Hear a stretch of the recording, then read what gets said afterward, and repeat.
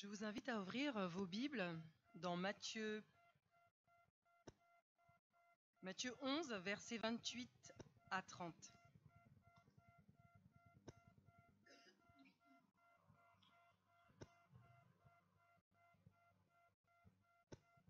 Venez à moi, vous tous qui êtes fatigués et chargés, et je vous donnerai du repos. Prenez mon joug sur vous et recevez mes instructions, car je suis doux et humble de cœur, et vous trouverez le repos pour vous, pour vos âmes, car mon joug est doux et mon fardeau léger. Amen.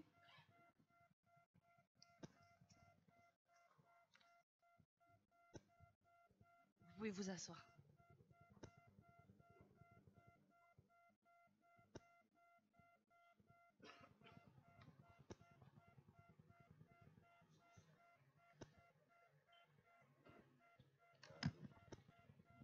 On m'entend?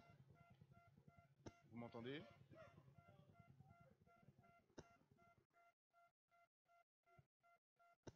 Vous m'entendez là? Presque? Un petit peu? En tout cas, c'est un plaisir d'être devant vous. Et je me suis demandé cette semaine, ou même depuis plusieurs semaines, si ça devait être la dernière fois que je devais vous parler, qu'est-ce que j'aurais voulu vous dire comme étant le message? Qu'est-ce que j'aurais voulu que Sidney garde dans son souvenir si c'était la dernière fois que je devais parler? Qu'est-ce que ces jeunes, mes enfants, pourraient se rappeler si c'était la dernière fois que je pourrais parler? Parce que j'avais plusieurs sujets en tête, et finalement je me dis qu'il n'y a pas d'autre message que le message de l'Évangile. Qu'il n'y a pas d'autre message que ce qu'on vient de chanter. Je disais à Tsiki, pour moi c'est un cadeau. Si j'avais des doutes, le chant m'a enlevé tous les doutes. Parce que je pense qu'avec moi on peut dire, digne est l'agneau, n'est-ce pas? C'est un trésor du ciel, c'est un cadeau qui nous a été offert. Si ce matin, et je le partageais avec les gens de la sacristie, certains sont venus écouter de grandes envolées théologiques, ils seront déçus. Mais si vous êtes venus entendre une bonne parole, une bonne nouvelle, je pense que vous avez trouvé la bonne salle ce matin. Félix Mendelssohn Bartholdy, compositeur allemand, était déjà pianiste virtuose à 9 ans. À 15 ans, il dirigeait son 4e opéra. Plus tard, visitant une église renommée pour son orgue, vous savez les orgues, les grands orgues qu'on trouve, il eut la surprise d'entendre jouer laborieusement une de ses œuvres. S'approchant de l'organiste, sans dire qui il était, il lui demanda humblement, « Puis-je vous aider? Parce que ce morceau est particulier à mon cœur et je voudrais le jouer pour vous. » « Impossible! Je suis le seul autorisé à utiliser cet instrument. Pouvez-vous me laisser votre place un instant? Je souhaite vous aider dans l'interprétation de ce morceau. » « Non! Je suis le seul titulaire de cet orgue. » Malgré l'insistance du compositeur, l'homme demeura inflexible. Mendelssohn se dirigea, bien déçu, vers la sortie. Mais il eut l'idée de revenir et de renouveler sa demande. « S'il vous plaît, laissez-moi vous aider. » Finalement, de guerre lasse, l'organiste céda. Sous les doigts de l'artiste, l'instrument fit retentir une musique si parfaite que l'homme sursauta. « Mais qui êtes-vous donc? »« Je suis Mendelssohn, » répondit le maître, remplissant ainsi de confusion celui qui avait si longtemps refusé de céder sa place aux virtuoses. Chaque homme est un instrument, et le choix nous est laissé, soit de continuer à jouer notre misérable petite musique, ou laisser le grand maître l'utiliser pour sa gloire. Je vous demande d'incliner la tête, nous allons demander au Saint-Esprit de nous assister. Notre bon Père Céleste, nous sommes réunis et nous voulons t'entendre nous donner la bonne nouvelle. Je voudrais que sincèrement tu puisses m'utiliser et que par des paroles simples, sans la sagesse du langage, tu puisses vraiment nous renvoyer heureux nous renvoyer libres, nous renvoyer légers, au nom de ton Fils Jésus. Amen.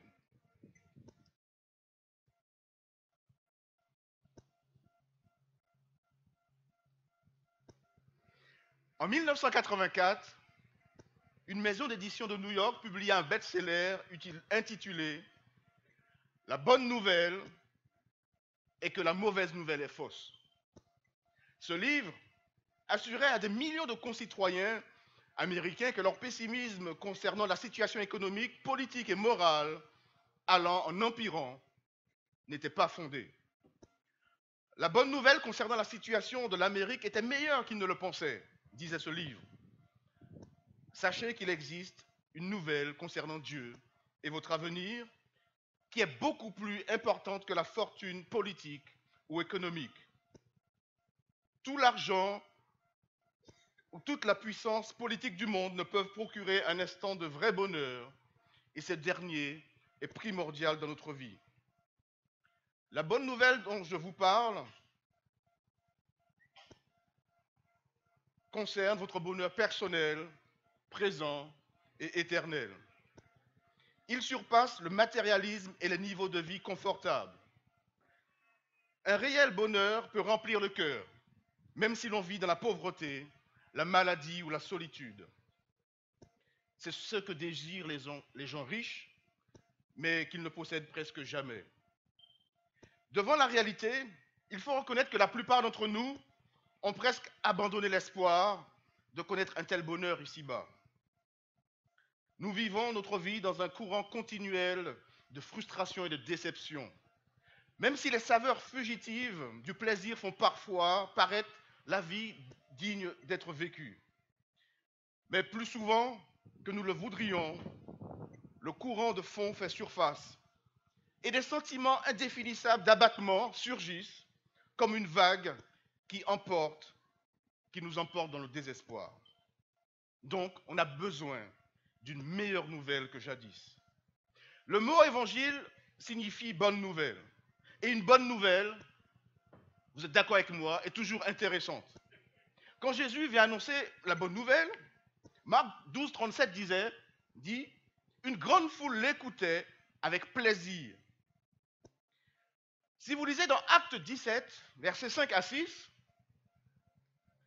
donc je lis, « Mais les Juifs jaloux prirent avec eux quelques méchants hommes de la populace, provoquèrent les attroupements et répandirent l'agitation dans la ville. Ils se portèrent à la maison de Jason et ils cherchèrent Paul et Silas pour les amener devant le peuple.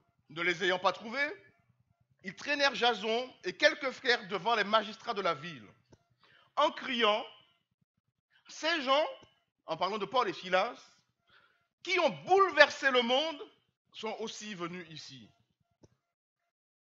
La prédication des apôtres était si puissante et si pleine d'attrait que leurs adversaires avouaient qu'ils avaient mis le monde sens dessous.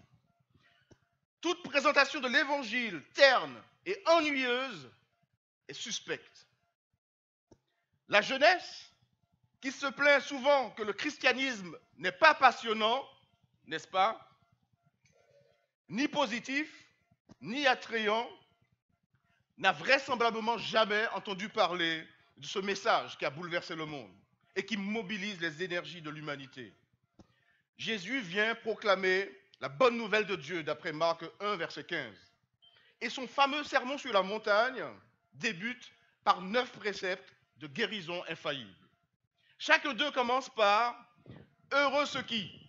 On trouve ça dans Matthieu 5, 3 à 12.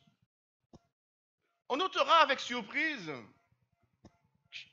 qu'aucune de ces 9 béatitudes ne dit qu'il faut faire ce qu'il faut faire pour être heureux.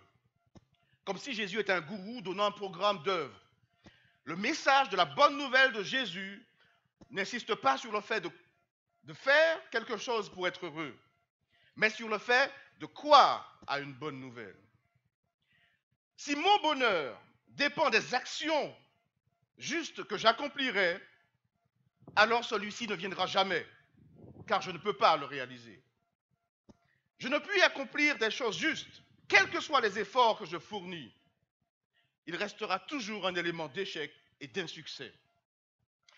Si Dieu promet quelque chose de bon, à condition que je satisfasse d'abord à certains préalables tels que fais le toi-même, alors ces promesses s'écroulent obligatoirement, car je ne puis y parvenir. Dieu peut même promettre le ciel, mais ce n'est finalement qu'une supercherie cruelle, sa promesse étant automatiquement annulée par mes incapacités. La soi-disant bonne nouvelle, qui est fausse de toute évidence, n'apporte pas l'espérance à une personne sensée. Ce que nous voulons ce matin, c'est la bonne nouvelle qui a une réelle signification pour nous, qui répond à nos convictions innées de bien et de mal, qui tient compte de la réalité de nos faiblesses à chacun et qui vient là où nous vivons, résolvant nos problèmes qui nous inquiètent. Il y a deux fausses idées que l'on entend habituellement concernant le vrai évangile, le vrai message de l'évangile. Et je dois vous avouer que ça m'a posé un problème quand je préparais, et c'est ce que je partageais dans Sacristie. Les paroles de Jésus peuvent paraître tellement simples qu'on aurait l'impression, si je matin j'arrive en vous disant que j'ai un nouvel évangile, j'ai le vrai évangile, vous diriez, mais cela fait des années, des mois, dans les réveils, dans les camps meetings, qu'on entend la même chose. Pourquoi tant d'agitation? Et l'autre idée opposée est de supposer que si je viens avec une vraie bonne nouvelle, comme je vous l'annonce, ça doit être forcément une énigme théologique complexe, difficile, et que peu de gens peuvent décrypter. Ces deux idées sont fausses et on comprend vite pourquoi. L'Apocalypse décrit l'évangile éternel annoncé à toute tribu, tout peuple et langue, avec une voix forte et triomphant, avec un mouvement final qui illumine la terre de sa gloire. Mais l'Apocalypse révèle aussi que Christ, disant à son Église d'aujourd'hui, et ça vous devez l'entendre ce matin dans Apocalypse 3 verset 14, qu'elle est pauvre, tandis qu'elle s'imagine d'être riche. Si, en fait, nous étions riches, j'ai une question pour vous.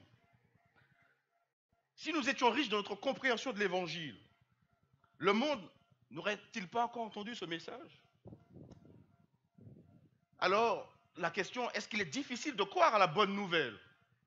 Les paroles simples de Jésus. Franchement, il semble que oui. Selon la Bible, le problème de base de l'humanité et qui a pris la détestable habitude de croire aux mauvaises nouvelles, de sorte que l'incrédulité devient naturelle.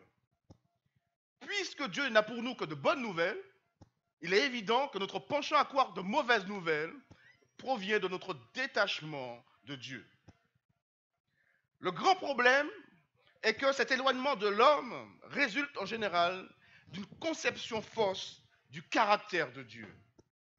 L'histoire du paganisme démontre combien les foules ont entretenu l'idée que Dieu est un ennemi à craindre et à apaiser pour obtenir sa miséricorde. Assurément, le fait d'avoir un Dieu comme ça qui est prêt à nous punir, et rappelez-vous, je l'ai souvent entendu quand j'étais jeune, ne fais pas ça, Jésus va te punir. La classe de l'école du sabbat. Sois sage, sinon Jésus va te punir. Assurément, le fait d'avoir sur notre tête un Dieu tel que ça, qui lance les flots de la colère sur notre tête, est la plus mauvaise nouvelle qu'on ait entendue. Sachez ce matin, je vous le dis, vous le savez, je vous le répète, Satan est l'ultime source de mauvaises nouvelles. Quand il s'agit du salut, la mauvaise nouvelle est réellement un mensonge que Satan aime à répéter. La mauvaise nouvelle nous paralyse l'âme de sorte qu'on ne peut rien faire de constructif pour résoudre le problème qui paraît ainsi insoluble. La Bible nous rapporte l'histoire d'un homme qui, à cause d'une mauvaise nouvelle, se suicida. Rappelez-vous Saül. C'est un exemple de la façon dont Satan paralyse un homme. C'est sûr que le roi, il s'était rebellé contre Dieu. Il avait pratiquement tout mal fait. Il avait perdu tous les moyens par lesquels Dieu voulait l'aider. Pourtant, si vous relisez l'histoire de Saül, Dieu ne lui envoya jamais de message de condamnation. La possibilité de la repentance était encore ouverte devant lui. Et il décida de ne pas s'en saisir et il alla voir un médium satanique. La sorcière, dominée par Satan, lui annonça une succession de terribles calamités que Dieu lui infligerait, le menteur. Mais Dieu ne lui envoya jamais un tel message. Mais Saül, il a cru à la mauvaise nouvelle, de sorte que, merci, le message de celle-ci anéantit son âme et la dernière petite étincelle d'espoir disparut. Il acheva sa vie par le suicide. Dieu ne mène jamais quelqu'un au suicide. Et ça, je veux le dire haut et fort. Dieu ne mène jamais quelqu'un au suicide. Quel que soit le nombre de fautes qu'il aurait commis. Saül aurait pu se repentir et reconnaître ses péchés et appeler toute la nation à la repentance comme l'ont fait tant de rois. Et Dieu, plein de grâce, aurait répondu comme d'habitude.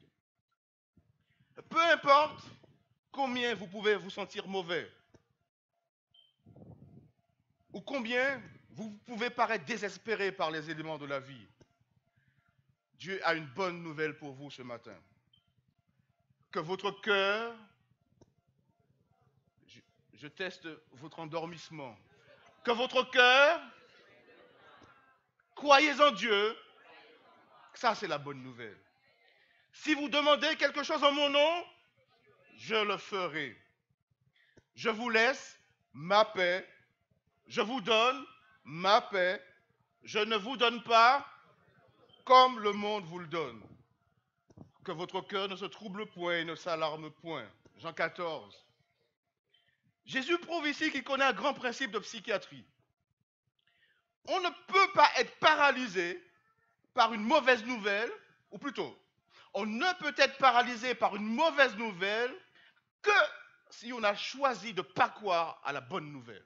Je répète, on ne peut être paralysé par une mauvaise nouvelle que si on a choisi de ne pas croire à la bonne nouvelle. La mauvaise nouvelle peut souvent venir frapper à votre porte, mais elle ne peut jamais pénétrer votre cœur que si vous le dites d'entrer. Que votre cœur ne se trouble point signifie ne croyez pas Satan et ses mensonges. Pour quelqu'un sur son lit de mort, Dieu n'a rien d'autre qu'une bonne nouvelle. Dieu veut qu'il comprenne la vérité de la rédemption au travers de Sauveur qui mourut pour nous racheter de la mort éternelle et dont la résurrection garantit que nous aussi nous ressusciterons. Amen. Pour une vie heureuse et sans fin avec Dieu. Il n'y a pas de situation pour laquelle un homme puisse se trouver et où Dieu n'aurait pas une bonne nouvelle. S'il veut entendre et écouter. La vérité est toujours une bonne nouvelle parce qu'il n'y a de vérité que dans l'amour. Et l'amour est toujours une bonne nouvelle. La vérité vient de Dieu et il ne donne jamais un message de désespoir. Il n'y a pas de parabole dans la Bible d'une brebis égarée qui doit retrouver son chemin jusqu'à la bergerie. Mais j'en connais une où le bon berger va à la recherche de la brebis. Les païens de l'époque, des disciples, furent scandalisés quand les apôtres dirent que Dieu n'attend pas que l'homme le cherche, mais qu'il cherche l'homme lui-même. Luc 15, verset 3 à 10, Luc 19, verset 10, Jean 4, verset 23. Le fils prodigue revient à la maison parce qu'il se souvint que son père l'aimait et il fut attiré par l'amour du père. La Bible déclare que notre rôle n'est pas d'amorcer une relation avec Christ, car il l'a déjà fait pour nous. Notre affaire, ce matin, est de croire à cette relation, de croire aux paroles que nous venons de chanter, merci pour la croix, et d'y attacher du prix. Votre salut ne dépend pas du fait que vous croyez en Jésus, votre salut dépend du fait que vous croyez que Jésus vous aide tellement que lui-même maintiendra cette relation à moins que vous ne la repoussiez. Notre rôle n'est pas de monter au ciel, ni de descendre aux enfers pour chercher Jésus, comme s'il se cachait. Mais notre rôle est de reconnaître que Jésus nous a trouvés. La merveilleuse vérité de la Bible est que Dieu prend l'initiative de nous sauver. Il ne se tient pas en arrière en disant « j'ai fait ma part ». Maintenant, travaille dur, va à pleine réunion de prière, fais toute la réforme sanitaire. Et une fois que tu auras fait ça, tu vas me trouver. Au contraire, Paul veut que nous voyions l'initiative divine à l'œuvre en disant dans Romains 2, verset 24, « Méprises-tu les richesses de sa bonté, de sa patience et de sa longanimité, ne reconnaissant pas que la bonté de Dieu te pousse à la repentance ?» Et la version moderne dit, « Il tente de vous conduire à la repentance. » En 1982, un écrivain inspiré a compris cette formidable révélation que Dieu prend l'initiative. Et elle a écrit un petit livre qui a été imprimé en 101 langues, Le meilleur chemin. Et dans page 25, on peut lire, « Le pécheur peut résister à cet amour, refuser d'être attiré à Christ, mais s'il ne résiste pas, il sera attiré à Jésus. La connaissance du plan du salut le conduira au pied de la croix, de la repentance pour ses péchés. » Si Dieu tente de nous sauver, mais abandonne parce que nous sommes rebelles, c'est une mauvaise nouvelle. S'il a rendu le chemin vers le ciel difficile et le chemin vers la perdition facile, c'est aussi une mauvaise nouvelle. Que pensez-vous de Dieu? Que pensez-vous réellement du caractère de Dieu? Souvent, j'ai posé la question et je vous la pose ce matin. Est-ce que vous pensez qu'il est facile d'être perdu et difficile d'être sauvé? Est-ce que vous pensez, chers jeunes, et je connais votre réponse, est-ce que vous pensez qu'il est facile d'être sauvé, facile d'être perdu et difficile d'être sauvé? Il est difficile d'être sauvé. Hein? Vous n'osez pas répondre. C'est difficile d'être sauvé. Si vous pensez cela, il est possible que votre idée de Dieu soit malheureusement comme celle de l'homme qui avait un seul talent. Il l'enterra. Et à la fin, Dieu l'interrogea. Et qu'est-ce qu'il répond cet homme dans Matthieu 25, 24 à 25? « Seigneur, je savais que tu es un homme dur. Tu moissonnes où tu n'as pas semé et qui amasse où tu n'as pas vanné. J'ai eu peur et je suis allé cacher ton talent. » Si on pense qu'il est difficile d'être sauvé, on pense comme cet homme. Dieu a un caractère beaucoup plus aimable que nous sommes enclins à le supposer. Et sa bonne nouvelle est bien meilleure que nous le pensons. La Bible répond clairement à ces questions. Mais beaucoup de personnes disent croire à la Bible et refusent l'une de ces plus simples paroles qu'on a lues ce matin, dans Matthieu 11, 28 à 30. « Venez à moi, vous tous qui êtes fatigués et chargés, et je vous donnerai du repos. Prenez mon joug sur vous et recevez mes instructions, car je suis doux et humble de cœur, et vous trouverez le repos pour vos âmes, car mon joug est doux et mon fardeau léger. » Est-il plus facile d'être perdu et difficile d'être sauvé? Après ces paroles, c'est ce que je disais. Les paroles de Jésus concernant l'évangile est simple. Et peut-être trop simple. On aurait voulu que Jésus nous dise, fais ceci, fais cela.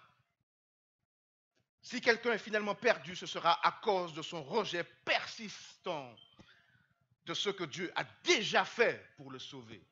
Si quelqu'un est perdu, ce sera à cause de son rejet persistant de ce que Dieu a déjà fait pour le sauver. Et si quelqu'un est sauvé, ce sera parce qu'il a cessé de résister à l'initiative de Dieu pour le sauver. À la lumière de l'amour révélé à la croix, même le choix d'être sauvé devient facile. Alors on peut se demander ce matin, et je vois que dans la leçon de Galates, cette question va se poser, et ce matin elle a commencé. Quel rôle avons-nous à jouer?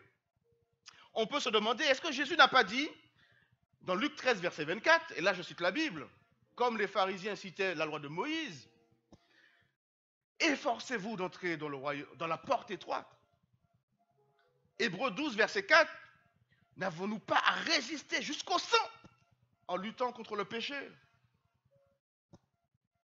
Nous sommes des soldats dans une bataille, mais nous n'avons jamais à lutter seuls.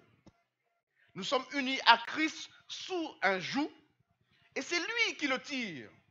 Et notre tâche est simplement de coopérer et de cesser de résister. Notre rôle, c'est sûr, est extrêmement important parce que Dieu ne force personne. Notre part dans le processus du salut est soigneusement mise en avant de la manière suivante. Et ce matin, dans la classe, je disais que quelqu'un m'avait spolié. Philippiens 2, verset 5 dit ceci: ayez en vous les sentiments, ne dormez pas, qui... Colossiens 3, verset 15 dit ceci: et que la paix du Christ, à laquelle vous avez été appelés pour former un seul corps, règne dans tous vos cœurs. Et soyez reconnaissants que la parole de Christ demeure en vous dans toute sa richesse. Instruisez-vous et exhortez-vous les uns les autres, en toute sagesse, par des psaumes, par des hymnes, par des cantiques spirituels, chantant à Dieu dans vos cœurs en vertu de sa grâce. C'est comme si Dieu nous prenait par la main et nous disait: allons au ciel, s'il te plaît. Ne lui résistons pas. Ne fuyons pas. C'est une joie pour un élève. Et ça, je pense que vous serez d'accord avec moi. C'est une joie quand un professeur rend les devoirs faciles, n'est-ce pas? Ça, c'est bien. Hein, Lionel? C'est bien quand le prof, il vous donne des devoirs faciles et 19 sur 20. Notre Sauveur est aussi un professeur. Titre 2, qui a été lu ce matin dans la classe. Car la grâce de Dieu, source de salut pour tous les hommes, a été manifestée.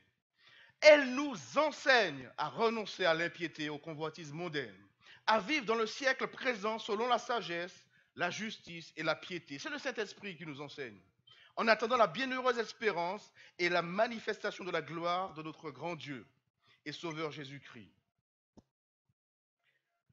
Philippiens 2, verset 13, et ça c'est important pour la compréhension de l'Évangile, car c'est Dieu qui produit en vous le vouloir et le faire, selon son bon plaisir.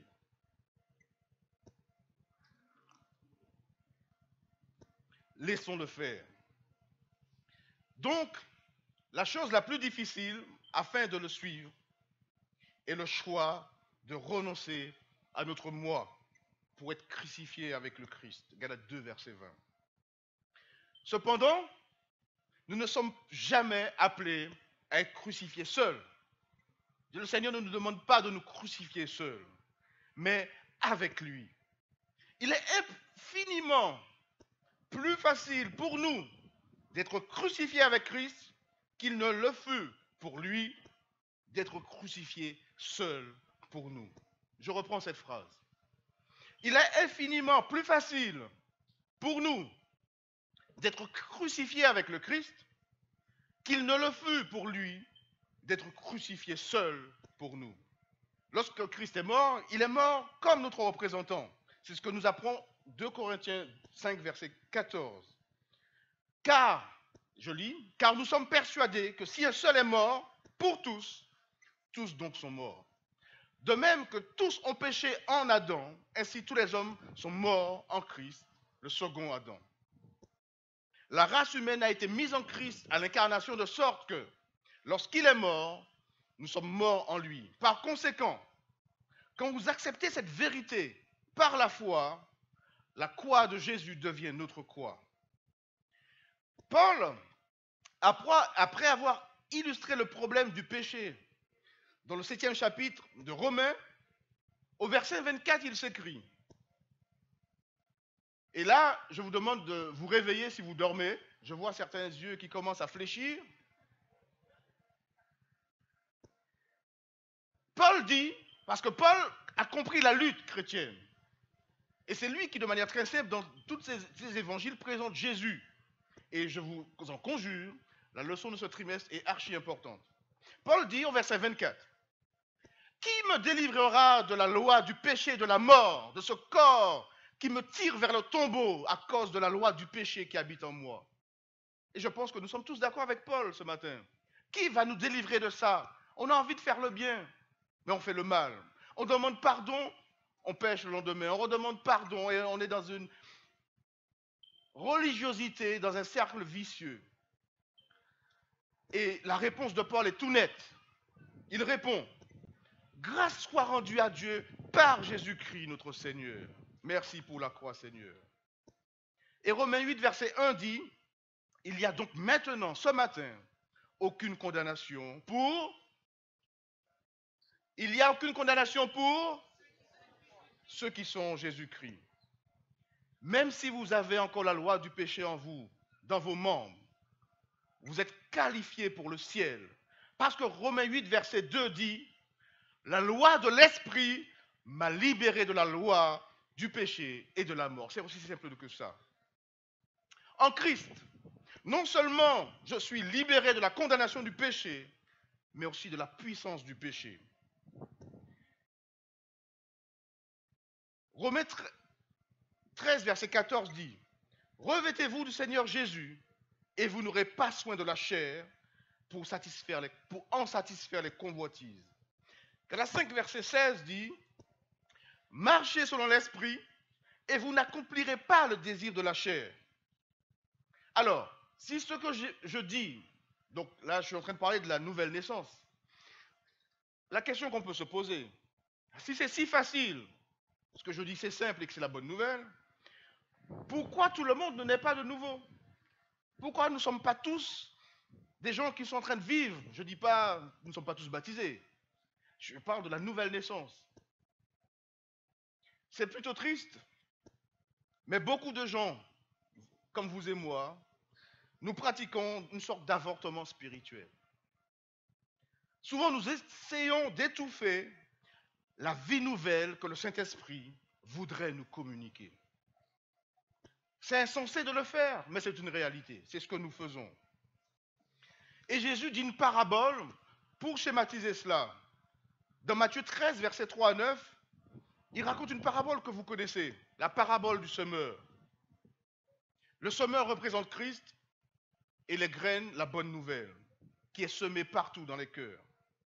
Et cela se produit grâce au vent, qui est le Saint-Esprit. Mais dans Matthieu 13, Jésus dit, et il est triste Jésus, il dit, le cœur de ce peuple est devenu insensible. Ils ont endurci leurs oreilles, ils ont fermé leurs yeux, de peur qu'ils ne voient de leurs yeux et qu'ils n'entendent de leurs oreilles, qu'ils ne comprennent de leur cœur, qu'ils ne se convertissent et que je les guérisse. Beaucoup de cœurs sont durs comme le sol tassé par une foule. Les graines tombent, mais ne peuvent s'enraciner. Heureusement, certaines graines tombent dans la bonne terre et donnent du fruit. Celui qui croit à la bonne nouvelle, qui l'accueille et la chérit, la bonne nouvelle entre facilement dans son cœur, car il ne laisse pas les pierres cachées du péché ronger ses racines. Et il ne réalise pas un avortement par incrédulité pour détruire la bonne nouvelle. Quand nous nous posons la question biblique, que dois-je faire pour être sauvé? Nous devons laisser la Bible répondre. La réponse de la Bible n'est pas « fais ceci, lève-toi plus tôt, travaille plus fort ». La réponse, la véritable réponse, se trouve dans Acte 16, verset 30. « Crois au Seigneur Jésus et tu seras sauvé, toi et ta famille. » Ça, c'est le genre de foi qui agit et purifie l'âme. Pas une foi naïve, parce que n'allez pas dire que je suis en train de dire, la Bible dit simplement quoi, une fois que tu crois, c'est pas grave les 10 commandements. Une foi agissante, une foi qui produit une obéissance naturelle. La bonne nouvelle, c'est que c'est le Saint-Esprit qui accomplit cette œuvre. Ésaïe 55 montre clairement comment le Saint-Esprit le fait. Ésaïe 55, 10 à 11. Comme la pluie et la neige descendent des cieux et n'y retournent pas sans avoir arrosé, fécondé la terre et fait germer les plantes, sans avoir donné de la semence au semeur et du pain à celui qui mange, ainsi en est-il de ma parole qui sort de ma bouche. Elle ne retourne pas à moi sans effet, sans avoir accompli ma volonté et accomplit mes desseins. C'est réellement l'amour divin en action. Le vent soufflant où il veut, où il lui plaît, est une image de l'intérêt et de la compassion de Dieu pour toute âme. Jésus n'a pas dit à Nicodème qu'il devait produire sa nouvelle naissance. La vraie bonne nouvelle est meilleure que cela. La bonne nouvelle, ce matin, est que, par un miracle étonnant, c'est Dieu qui le fait et non l'homme. Aucun homme ne se fait naître. Ce sont ses parents qui l'ont fait naître. Donc Jésus dit, il doit simplement laisser le Saint-Esprit accomplir la nouvelle naissance. Le jour pieux où les Juifs célèbrent le Yom Kippour est un jour de jugement solennel. Un jour typique des expiations qui symbolisait aussi la période finale du jugement. Avant le retour de Jésus,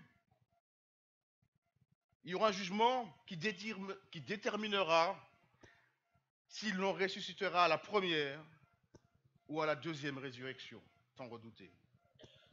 Donc Jésus dit ceci pour ceux qui vivront dans les derniers jours. Et il faut l'entendre ce matin.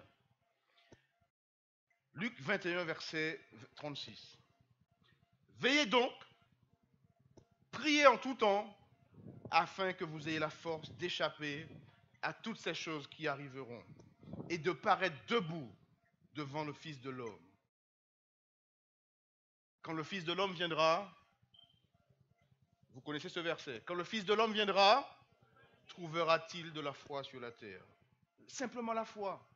La Bible ne dit pas, trouvera-t-il des gens qui font la réforme sanitaire? Il faut la faire. Mais la Bible dit, quand le Fils de l'homme viendra, trouvera-t-il de la foi sur la terre? Simplement la foi. Quoi?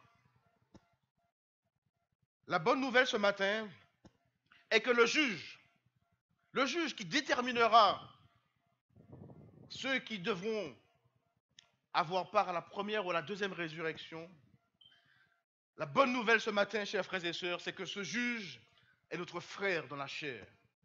Le Fils de l'homme qui a revêtu une chair semblable à celle du péché et qui connaît exactement comment, en tout point, nous sommes tentés. Car, dit Hébreux 2, verset 18, du fait qu'il ait souffert lui-même et qu'il a été tenté, il peut secourir ceux qui sont tentés.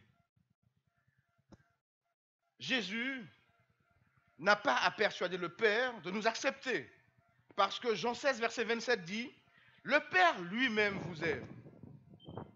Jésus n'a pas à persuader à des milliers d'anges à être à nos côtés. Car Hébreux 1, verset 14 dit, ne sont-ils pas tous des esprits au service de Dieu, envoyés pour exercer un ministère en faveur de ceux qui doivent hériter le salut? Jésus n'a pas acheté le diable parce qu'il a satisfait les exigences de la justice au calvaire, à la croix. Ainsi, dans ce jugement, qui a-t-il à convaincre? Qui doit être convaincu dans ce jugement, si ce n'est nous-mêmes? Un homme s'apprêtait à obtenir son diplôme de chirurgien. Pendant plusieurs mois, il avait admiré une belle voiture de sport. Sachant que son père pouvait aisément lui offrir, il fit part de ce choix à son père. Comme le jour de la remise des diplômes approchait, le jeune homme s'attendait à voir un signe qui lui montrerait que son père lui avait bien acheté la voiture. Finalement, le jour J, son père l'appela dans son bureau et lui dit combien il était fier, mais aussi combien il l'aimait. Et le père lui tendit une boîte avec un bel emballage cadeau. Curieux, le jeune homme ouvrit et découvrit une Bible. Furieux, il éleva la voix et dit à son père, « Avec tout ton argent, tu ne m'offres qu'une Bible. » Claquant la porte, il quitta la maison laissant derrière lui la Bible. Plusieurs années passèrent et le jeune homme connut bien des difficultés. Il ouvrit une clinique qui fit rapidement faillite. Découragé, il se disait, « Si j'avais seulement suivi les conseils de mon père, je ne me serais pas trouvé dans une telle situation. » Tous ses biens furent vendus aux enchères et il lui resta une énorme dette à rembourser. Sa femme le quitta, il devint un misérable clochard. Un jour, il reçut un télégramme lui disant que son père venait de mourir, qu'il lui avait cédé tous ses biens et qu'il devait venir s'en occuper. Quand il arriva dans la maison, en regardant dans les dossiers importants de celui-ci, il retrouva la Bible que son père lui avait offerte. Quand il ouvrit la Bible, comme il lisait, une clé de voiture tomba d'une enveloppe qui était collée au dos de la Bible. La clé avait une étiquette dans laquelle était inscrit le nom du concessionnaire où lui-même avait vu la belle voiture de sport. Il avait aussi, sur cette étiquette, la date du jour de la remise de son diplôme et ces mots. Tout a été payé. Tout a été payé. Dieu n'est pas tel que nous le représentons, mais il est tel qu'il s'est présenté à nous, tel qu'il veut se présenter à vous. Il a tout payé sur la croix. Je suis le personnage qui a besoin d'être convaincu de quelque chose. Jésus a déjà pris l'initiative. Le premier pas est de croire, simplement de croire en la bonne nouvelle de la grâce de Dieu, qui est infiniment meilleure qu'on ne l'a cru qu'elle était, pardon. Dieu sait qu'une fois que l'on croit à la bonne nouvelle, notre foi se manifeste tout de suite. Galates 5, verset 6, car la foi agissante par amour. Un jeune homme était athée et il s'entraînait pour devenir champion olympique de plongée. La seule influence de la religion dans sa vie qu'il avait venait d'un ami sincère, chrétien, qui témoignait souvent de sa foi. Le plongeur n'avait jamais vraiment prêté attention à ses paroles. Un soir, il alla à la piscine pour s'entraîner, la piscine d'un collège qu'il fréquentait. Les lumières étaient toutes éteintes. Mais comme la piscine avait de grandes fenêtres, la lumière de la lune brillait et il avait suffisamment de lumière pour s'entraîner. Le jeune homme grimpa sur le plus haut plongeoir. Au moment même où il se retourna et étendit les bras pour plonger, il fut arrêté dans son élan. Il venait de voir son ombre. Elle était en forme de croix. Interloqué, il fit 3 pas en arrière. Puis s'avança de nouveau, s'apprêta à plonger. Mais l'ombre en forme de croix l'intriguait. Il ressentait quelque chose d'étrange, comme si quelqu'un lui parlait. Il descendit du plongeoir, et alors qu'il s'approchait du bassin, rappelez-vous qu'il était dans le noir, un agent de maintenance alluma la lumière. Quelle fut sa stupeur de voir que la piscine avait été vidée pour maintenance. Très secoué par l'événement, il comprit ce qui venait de se passer. Il venait d'être sauvé par l'ombre de la croix. Tout ce qu'il avait entendu dans la bouche de son ami lui revenait. Et il s'agenouilla sur le champ et demanda au Seigneur d'entrer dans sa vie. Ce matin, je vous en supplie, croyons à la bonne nouvelle. Ni vous ni moi, nous ne méritons cela. Mais quelqu'un qui risqua tout pour nous l'a acquis. Alors, peu importe combien vous pouvez vous sentir mauvais, peu importe comment vous pouvez vous sentir fatigué, Dieu a une bonne nouvelle pour nous ce matin. Est-ce que vous voulez lui répondre? Est-ce que vous pouvez dire à Dieu, oui Seigneur, j'entends ta douce voix. Oui Jésus, je viens à toi. Je veux mourir avec toi. Je veux mourir avec ce cercle vicieux de repentance, de péché. De repentance, de péché. Je veux mourir avec toi sur la croix. Je veux accepter la bonne nouvelle. Chantons ensemble. Si quelqu'un ce matin, tandis que nous chantons, on a assez est fatigué de la vie, Je viens à toi. Jésus ce matin a une bonne nouvelle. Dieu a forcément une bonne nouvelle, quelle que soit la situation. Si vous avez l'impression que votre épouse est fatiguée de vous, si vous avez l'impression que votre mari est fatigué de vous, si vous avez l'impression que votre famille commence à se disloquer, laissez l'ombre de la croix venir vous arrêter.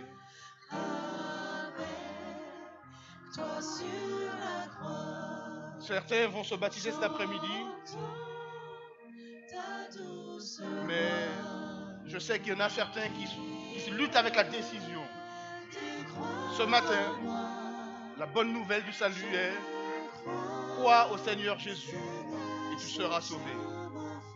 Ce matin, le Seigneur ne vous demande pas d'égrener une liste de choses que vous devez faire. Il vous demande simplement: accepte la bonne nouvelle du salut.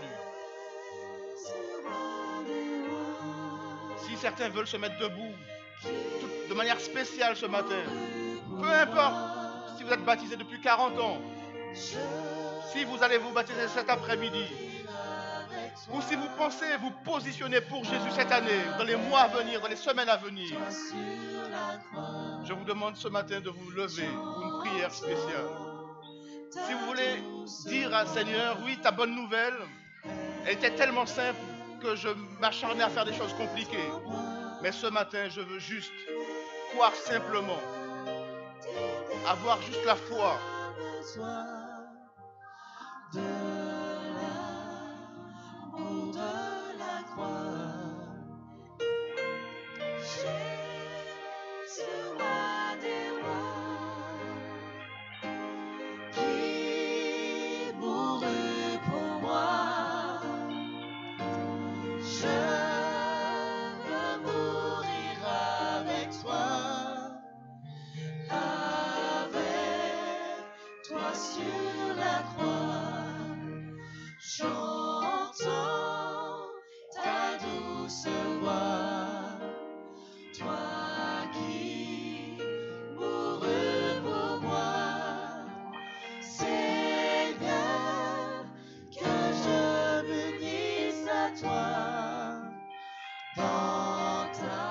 Un auteur disait: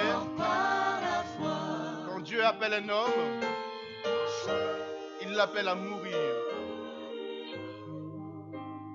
Dieu ne veut pas nous rendre meilleurs à partir de notre corps de pécheur. Il veut que nous pratiquions une nouvelle naissance. Il veut que ce matin, nous disions: oui, je veux mourir et vivre en nouveauté de vie. Et un verset l'atteste: si quelqu'un est en Christ, il est une nouvelle créature. Donc pour ceux qui se sont levés, je ferai une prière et je demandais à Olivier de prier également. Je prierai pour ceux qui ce matin veulent renouveler leur engagement. Et je lui demanderai de prier pour ceux qui ne sont pas encore positionnés mais qui ce matin luttent.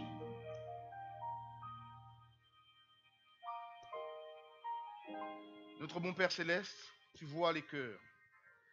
Ce matin, tu as voulu nous dire des choses simples et tu vois nos cœurs. Oui, nous sommes fatigués. Mais ce matin, tu nous dis de venir à toi si nous sommes fatigués et chargés, parce que tu veux nous donner du repos. Nous sommes fatigués de cette vie. Souvent, nous ne savons pas quoi faire. Mais ce matin, tu nous dis, c'est le Saint-Esprit qui le fait en nous. Alors cessons de résister. C'est ce que tu nous dis. Et nous voulons te répondre oui. Nous entendons ta douce voix. Nous voulons cesser de résister. Nous avons fait cet engagement avec toi depuis 1 an, 6 mois, 40 ans. Mais ce matin, nous voulons que quand tu reviennes, nous ayons la foi en toi. Et que tu nous dises, entre avec moi au paradis. Tu nous accueilles comme tes enfants. Aide-nous à vivre comme tes enfants.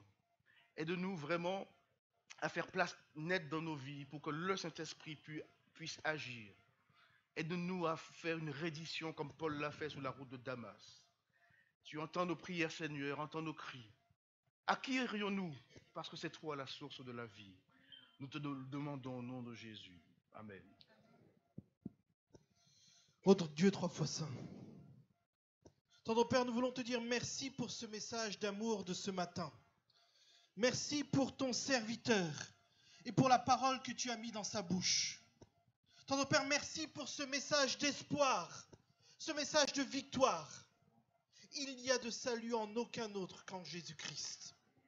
Ô tendre Père, nous reconnaissons ce matin que nous sommes sauvés par grâce, par le moyen de la foi. Tout vient de toi, tendre Père. Et à cet instant, nous voulons que chaque personne ici présente soit convaincue qu'il n'a rien à faire d'être sauvé si ce n'est de t'accepter par la foi. Amen. Ô tendre Père, nous reconnaissons le salut en Jésus-Christ. Nous reconnaissons que Jésus est venu, a pris ce corps de péché, a vécu sur cette terre sans pratiquer le péché. Il est mort sur la croix, est ressuscité et a vaincu le péché. Alors au nom de Jésus-Christ, par la foi, nous savons que nous avons la victoire sur le péché à cet instant. Amen. Et nous voulons te dire merci pour cela. Merci pour cette victoire en Jésus. Nous reconnaissons, tendre Père, à cet instant que nous sommes faibles, mais que en toi, nous sommes forts. Alors nous voulons te demander de porter chacun ici présent. Si quelqu'un est venu le cœur lourd, qu'il repart à cet instant déchargé. Amen. Si quelqu'un est venu, Seigneur, en ployant sous le poids de la culpabilité, à cet instant, au nom de Jésus, libère-le. Ô tendre Père, si quelqu'un est esclave à cet instant, et si un esprit impur possède quelqu'un, au nom de Jésus-Christ, délivre-le. Amen. Au nom de Jésus. Ô tendre Père, nous reconnaissons qu'il y a de la puissance dans le nom de Jésus. Amen. Nous reconnaissons qu'il y a de la force dans le nom de Jésus. Nous reconnaissons qu'il y a de la victoire dans le nom de Jésus. Amen. Mais nous savons, tendre Père, qu'il y a surtout de l'amour dans le nom de Jésus. Amen. Alors, tendre Père, enlève en nous ce cœur de pierre, mets en nous ce cœur de chair, et permets-nous de nous aimer les uns les autres, et qu'ensemble, nous puissions nous porter, nous supporter, afin d'arriver à la porte du ciel. Ô Seigneur, nous te prions, non parce que nous sommes dignes, mais au nom de ton Fils, bien-aimé Jésus-Christ, et pour ta seule gloire, au nom de Jésus. Amen. Et je voudrais que nous tous, nous réfléchissions à ce chant, qui pour moi résume simplement l'évangile. Contempler la croix. Merci pour ce que tu as fait. Le trésor du ciel a été crucifié pour nous. Il a tout payé. Et comme cet organiste, il voudrait que nous arrêtions notre misérable musique pour que lui puisse le faire en nous. Laissons le maître faire et contemplons Jésus.